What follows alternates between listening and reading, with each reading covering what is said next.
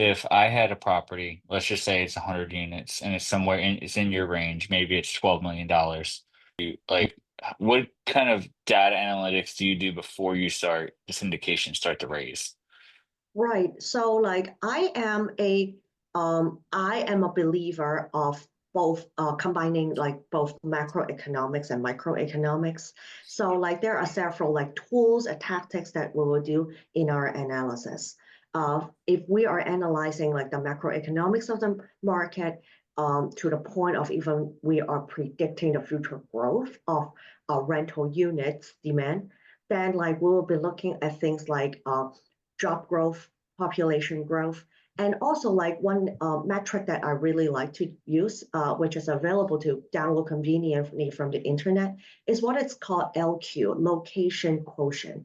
It is actually a number that is published by the Bureau of Labor Statistics, the BLS of the U.S. government, and it will the like all the idea is that like it is a calculation or it is an expression of how strong certain employment sector is within a market.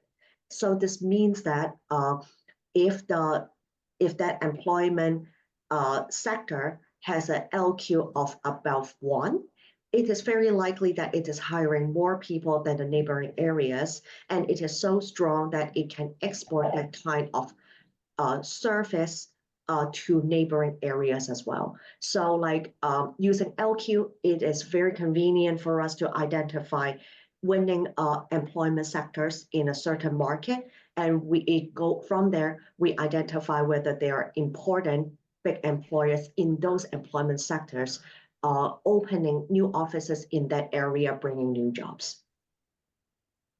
So if the market you're looking at or a nearby market does have an LQ of +1, how far of a radius does that typically affect as far as the metro area? Yeah, good question. So well, like we go by the government's like definition of an MSA, which means that you will be getting an LQ of an MSA. If you are investing in a tertiary market, there is a chance that there will not be that government published data. But like if you are like looking into a sub-market that belongs to one of the many MSAs that the government set up in their for their census and for their bureau statistics purposes, for example, very likely you will be able to find the data you need. And so an MSA would just be like a major metro area, or is that Correct. like very specific metro areas? So far from the data that I have cracked and I have seen, we can go very deep down into one city if you're lucky. But like most of the data, like is a expression of how strong a job sector is in a certain MSA. It would be obvious that they probably have those labor statistics for Dallas, Houston, Seattle, Mhm. um, San Francisco, but like I'm in New Orleans, which is a much smaller city. So do they crack into that data on smaller cities too, or is it just probably like say a million plus population or whatever? I think for New Orleans, like there will be data, for example, because like it has an MSA setup. That LQ is sounds like it's probably your hidden weapon as far as data that people are probably overlooking. Mm.